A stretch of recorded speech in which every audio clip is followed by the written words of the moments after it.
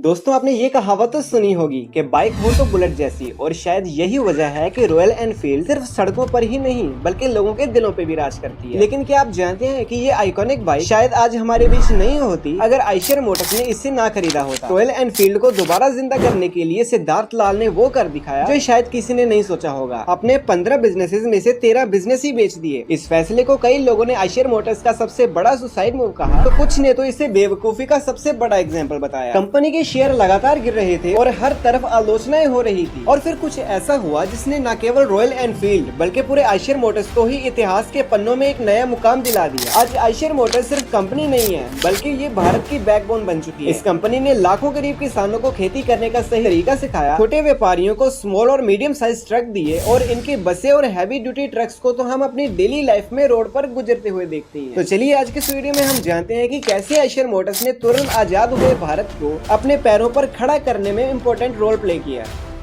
तो दोस्तों इस कहानी की शुरुआत होती है उस समय से जब हमारा भारत 200 साल की गुलामी से आजाद हुआ था। उस टाइम हमारी इकोनॉमी पूरी तरह से एग्रीकल्चर पर डिपेंडेंट थी। किसान पुराने मैनुअल तरीकों से खेती किया करते थे, क्योंकि इंडिया में उस टाइम पर एग्रीकल्चर और मशीनरीज की भारी कमी, जिससे कि उनका काम बहुत ही टफ हो जाता और प्रोडक्शन भी काफी लिमिटेड ही रह जाती। अब इसी प्रॉब्लम को ही सोल्व करने के लिए एक इंडियन बिजनेसमैन मनमोहन लाल ने 1948 में गुड अर्थ नाम की कंपनी शुरू की, जिसका काम जर्मनी और अमेरिका से ट्रैक्टर्स को इम्पोर्ट करके उन्हें अपने देश में बेचना था, ताकि खेती में लगने वाले मेहनत को कम किया जा सके। वैसे तो ये आइडिया काफी सॉलिड था और एग्रीकल्चरल कंट्री होने की वजह से बहुत जरूरी भी था, लेकिन प्रॉब्लम ये थी कि इंडिया उस टाइम में अपने इकोनॉमी को स्टेबलाइज करने की कोशिश कर रहा था। फार्मर्स की इनकम इतनी लो थी कि महंगे इंपोर्टेंट ट्रैक्टर्स को खरीदना उनके लिए इम्पॉसिबल था। इसी वजह से 1952 से 1957 के बीच गुड अर्थ कंपनी सिर्फ 1500 ट्रैक्टर्स ही सेल कर पाई। अब सोचने वाली बात तो ये है कि 4 साल में सिर्फ 1500 ट्रैक्टर्स। अब आज के हिसाब से ये नंबर काफी कम लगता है, बट उस टाइम के चैलेंजेस को देखते हुए ये भी एक बड़ा माइलस्टोन था। लेकिन दोस्तों हम तो आयशर कंपनी की बात कर रहे हैं, तो फिर वो कहाँ है?